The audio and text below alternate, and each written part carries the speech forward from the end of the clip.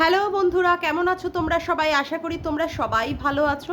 ভগবানের কৃপায় যে যেখানে আছো ভালো থেকো, সুস্থ থেকো, এই কামনাই করি।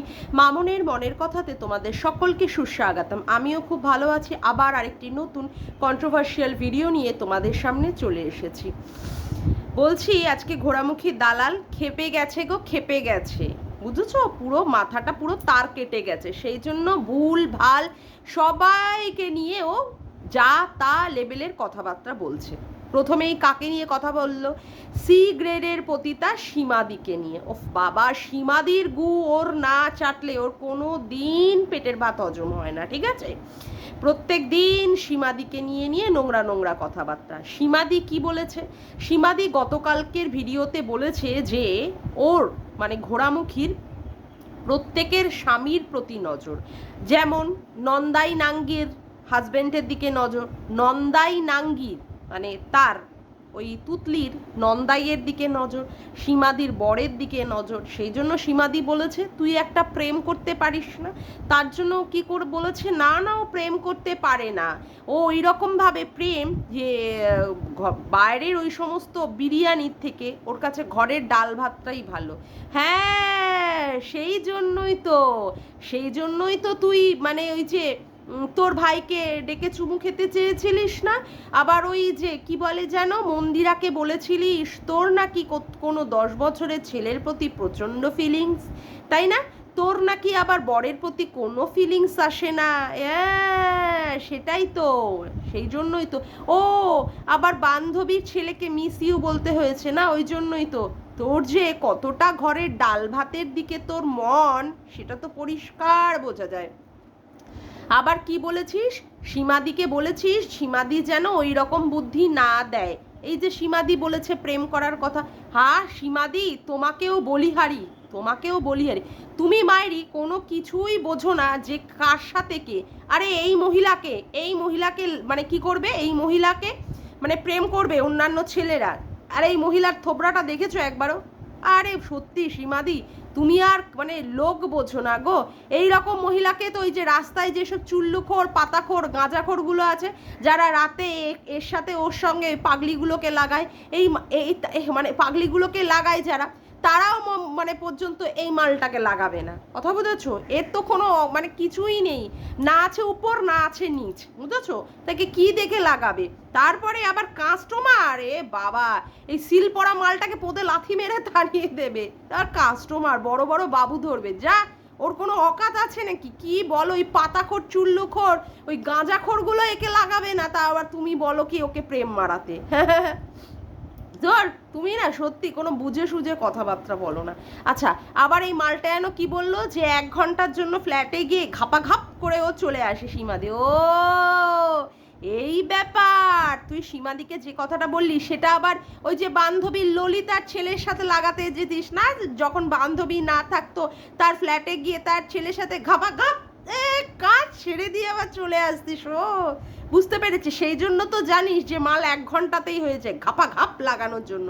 যদি মালটা কার্যকরী হয় ওই জন্যই তুই যেতিস, যখন বান্ধবী না থাকতো। ওই জন্যই তো বান্ধবীর ছেলেকে বলেছিস মিস ইউ না?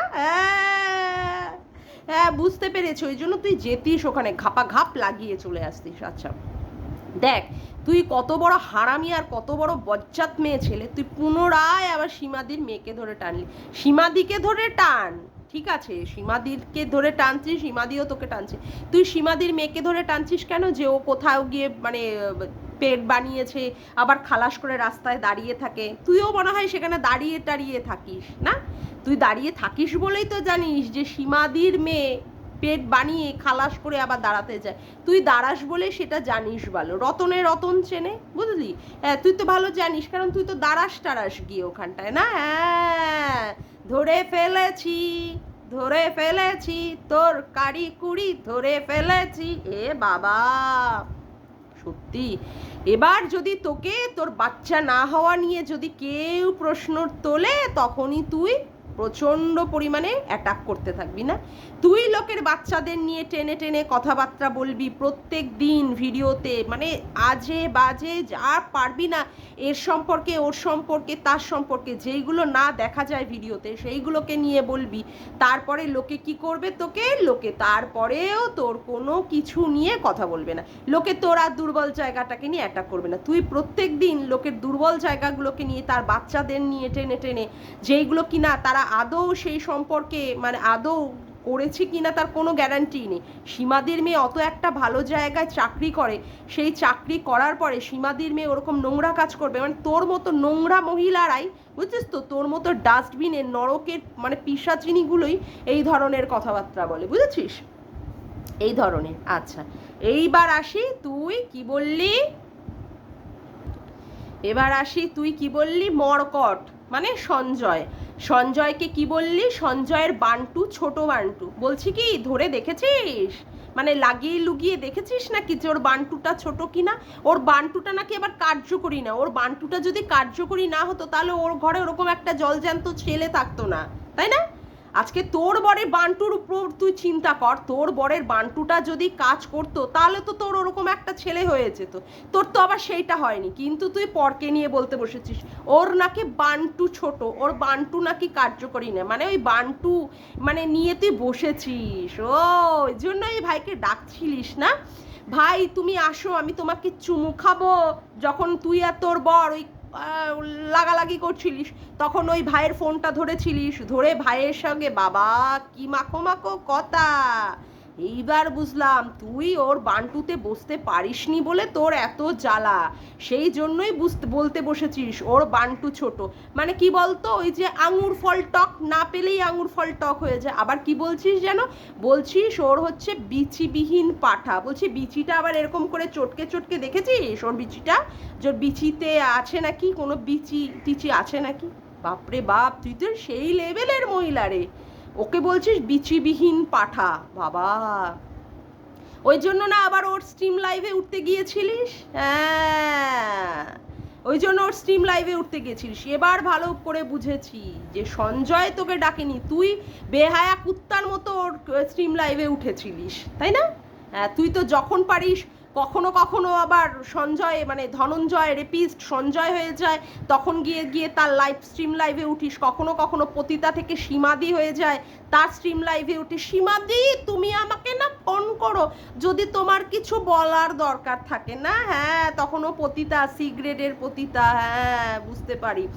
বাবা ভাই, এত কিছু তোর মুখে পদে রে ফেলে টেলেও তোর মনে হয় এখনো হয়নি। মানে ভাইয়েরটা আবার চাইছিস, ভাই আসো আসো আমায় দাও দাও ভরিয়ে দাও। ভাই তো আবার তার বউ ছাড়া সে তো প্রচণ্ড পরিমাণে সেই সব দিকে লয়াল, সেটা আমি ভালোই বুঝি। যাই হোক, ওর সাথে আমার কন্ট্রাডিকশন হয়েছে, কিন্তু ও আমার সারা জীবনের শত্রু নয়।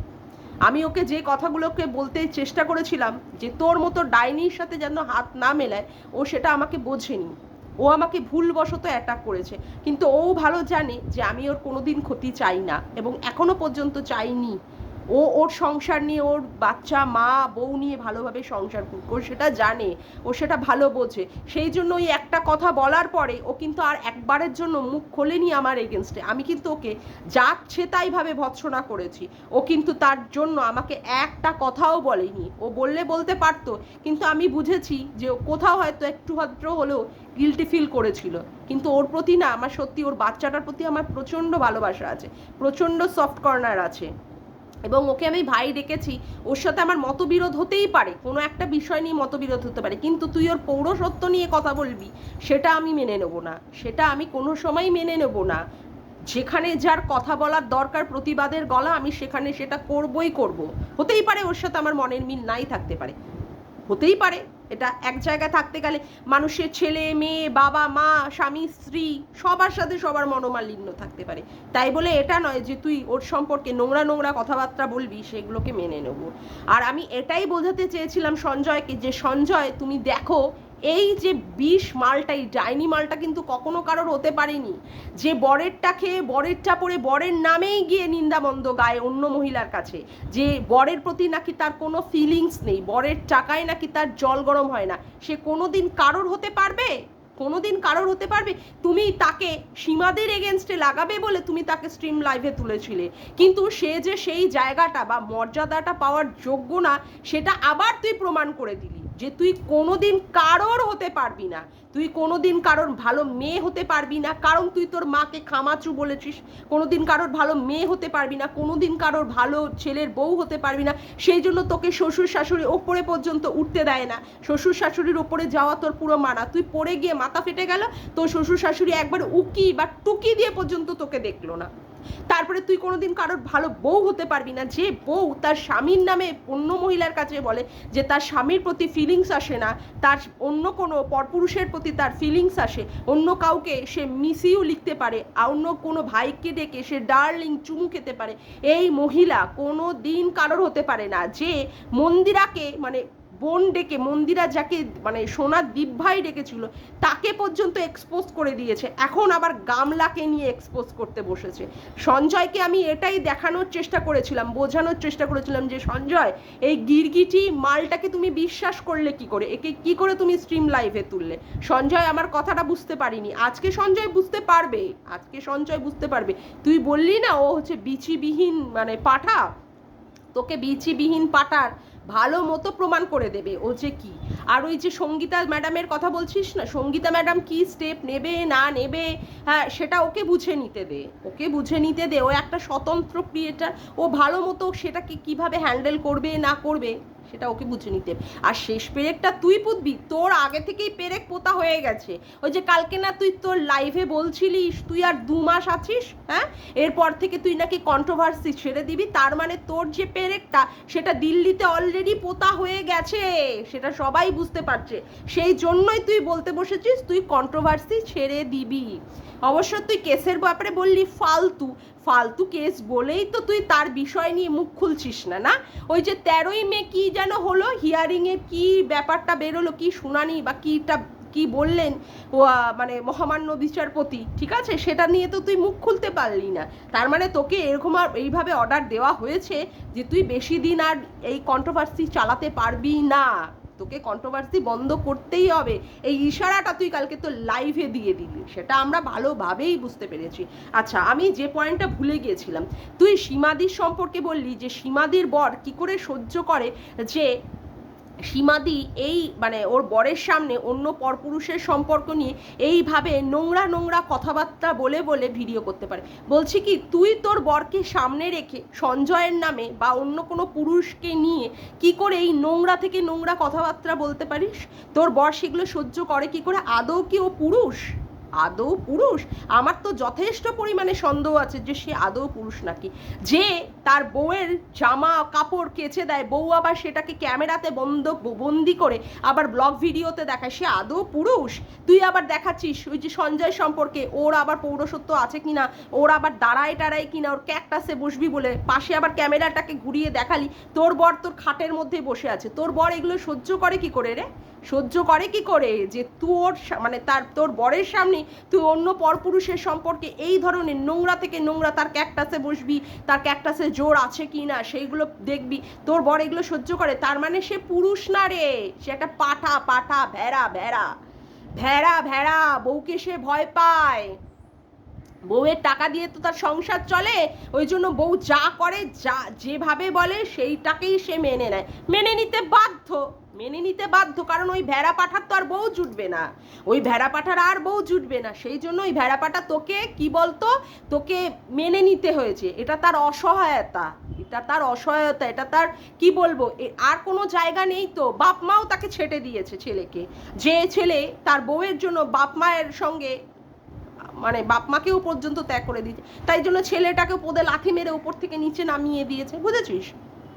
আর এবার বলি যে যে সমস্ত কথাবার্তাগুলো বলছিস না, এগুলো তুই নিচের পিছনে নিজেই হুড়কো দিচ্ছিস। আচ্ছা যাকগে, যা বলছিস যাদের সম্পর্কে বলছিস এই যে নন্দাই নাঙ্গি তুতলি, সে তোকে ভালো করে ধুয়ে দিতে পারবে। তারপরে সঞ্জয়ের সম্পর্কে বলছিস তো যে কি বান্টু, ছোট বান্টু, তারপরে কি বিচিবিহীন মানে বিচিহীন কি যেন বললি, পাঠা, বিচিহীন পাঠা, বুঝিয়ে দেবে এখন আজকে তোকে। এমনিতে তো তোর মানে মানে ফেলে টেলে মুখে চোখে ফেলে তোর তো হয়নি, এবার তোকে আরো ভালো করে বুঝিয়ে দেবে এখন। যাকগে, এবার আসি তুই গামলার সম্পর্কে নিয়ে। এই যে তুই যে চ্যাটিংগুলোকে বসে বসে রিভিল করতে বসেছিস না, রিভিল করতে, এটা আমরা জানতাম যে এটা হবেই, এটা একদিন না একদিন হবেই। এখন তুই গামলাকে কি বলছিস, অসভ্য, তারপরে বলছিস কি আর যেন কি বললি, বেঈমান, যাই হোক অসভ্য, বেঈমান, আর একটা যেন কি বললি, বেশ এই ধরনের কথাবার্তাগুলো যে অ্যাটাক করছিস, এইগুলো আমরা জানতাম। এখন তুই আর গামলা দুটোতে মিলে চুলোচুলি করে মর, যেটাতে দেখে আমরা শান্তি পাবো, কারণ দুটোই তো নচ্ছাড়। গামলা এত কিছু, তুই মন্দিরার সাথে অতীতে কি কি করেছিস এত কিছু দেখে শিখে নেওয়ার পরেও আবার তোকে হায়ার করেছে, আর তুই যে কত হিংস্র, কত মানে বিভৎস তোর রূপ, সেটা গামলা জানার পরেও গামলা তোর সঙ্গে এসে মানে আবার তোকেই হায়ার করেছে, তোকেই বলার জন্য। এখন সে বুঝুক যে তোকে মানে টানার ফল, তোকে সমস্ত কিছু বলার ফল এখন তাকে ভোগ করতে হবে। ভালো হয়েছে, তুই আরো বল গামলার সম্পর্কে, গামলার সঙ্গে লাগুক, গামলাও আবার আর একটা তোকে লিগাল নোটিশ পাঠাক, সেটা দেখার জন্যই তো বসে আছি, তাই না? তুই তো কোনোদিন কারোর হতে পারবি না। এই যে রুনাদি, যে কিনা তোর দলে ছিল, তুই তাকেও অসভ্য আর নোংরা মহিলা বলেছিস। বাপরে বাপ, তুই কি লেভেলের মহিলা, আমি শুধু সেই কথাটাই ভাবি। মানে তোর কাছে কোনো সম্পর্কেরই কোনো দাম নেই, যা পাচ্ছিস, যার সম্পর্কে যা পাচ্ছিস তুই তার সম্পর্কেই বলতে বসে যাচ্ছিস। এই তুই দুদিন আগে ভাইয়ের স্ট্রিম লাইভে উঠলি, ভাইয়ের সাথে ফোনাফোনি মারালি, তারপরে তোকে মানে সোমা যে সমস্ত কথাগুলো বলেছে সেই সমস্ত কল রেকর্ডিংগুলো ভাইকে পাঠিয়ে দিলি, ভাই আবার সুন্দর করে দেখিয়ে দিল, এখন সেই ভাইয়ের সম্পর্কে বলতে বসেছিস। ছি ছি ছি ছি ছি। হ্যাঁ, তবে তুই লাস্টে একটা কথা বললি যে বাপ বাড়া না ভাইয়া সবসে বড়া রুপাইয়া। হ্যাঁ, এটাই হচ্ছে তোর কাছে সবচেয়ে বড় জিনিস। ওই দীপ ভাই, সোনাদীপ ভাই ওগুলোর তোর কাছে কোনো জায়গা নেই, সেটা তো আমি ভালো করেই বুঝে নিয়েছিলাম, বুঝলি, তোর কাছে কোনো কিছু, এই যে সীমাদি যার স্ট্রিম লাইভে উঠে তুই বললি আমাকে ফোন করো, কালকেই তুই ভিডিওতে কি দেখালি, সীমাদিকে পা দেখালি। ইস বাপরে বাপ, এরকম একটা ইন্টারন্যাশনাল প্ল্যাটফর্মে তুই পাটাকেও দেখিয়ে দিলি। বলছি কি, শোন না, এর আগে তো তুই ওই তোর মানে কি বলবো, জনি দাঁতটার দেখিয়েছিলিস, তারপরে কালকে আবার পা দেখালি, এবার কি নাইটি তুলে দেখাবি? মানে দেখো আমার নাইটি তুলে কতটা কার্যকর কি না সেটা দেখানোর জন্য, প্রমাণ করার জন্য আবার নাইটি টাইটি তুলে দেখাবি? হ্যাঁ, বুঝতে পারছি। আসলে বলতো কি, তোর মাথাটা যে পুরোটা চেটে চু হয়ে পুরো গেছে, পুরো তার কেটে, বুঝেছিস তো, সেটা ভালো করেই বোঝা যাচ্ছে। মানে তোর বর ঠিকমতো তোকে দিতে পারছে না, এই জন্যই তুই খেপে উঠেছিস, বুঝলি, এই জন্যই ভাবছিস কার বান্টুটা নিয়ে তুই লাগাবি, বুঝলি, কে তোকে বান্টুটা দেবে, এইভাবে তুই উস্কাচ্ছিস একে ওকে তাকে, যদি কেউ তোকে একটু বান্টুর সুখটা দিয়ে দিতে পারে, তার জন্যই তুই এই সমস্তগুলো কাজ করছিস। কেউ তোকে সুখ দিচ্ছে না, কেউ তোকে সুখটা দিচ্ছে না বলেই সেই জ্বালায় সেই গরমে তুই এই সমস্ত আন্ডি শান্ডি মানে আল ফাল এই সমস্ত কথাবার্তা বলতে বসে গেছিস, বুঝলি। যাই হোক, তুই বল, তাতে করে আমি কন্টেন্ট পাবো, আমিও বলার সুযোগ পেয়ে যাব। তুই বলতে থাক। আর আমি তো আমার মুখের ভাষা দিয়ে তোকে জুতিয়েই যাব যতদিন আমি ইউটিউব করব বলে মনে করব, ঠিক আছে? যাই হোক, আজকের মতো এইটুকুই তোকে দিলাম, আবার পরবর্তীকালে প্রয়োজন পড়লে আবার দিয়ে যাব। আজকের মতো আমি ভিডিওটা এখানেই শেষ করলাম। আমার ভিডিওটা যদি তোমাদের ভালো লেগে থাকে তবে অবশ্যই একটি লাইক করো, কমেন্ট করো, শেয়ার করো, আর চ্যানেলটিকে বেশি করে সাবস্ক্রাইব করে রেখো, আর অল নোটিফিকেশান বেলটিকে অন করো এরকম নতুন ভিডিও পাওয়ার জন্য। আজকের মতো আসি বন্ধুরা, আবার দেখা হচ্ছে একটি নতুন ভিডিওর সাথে। Bye, tata.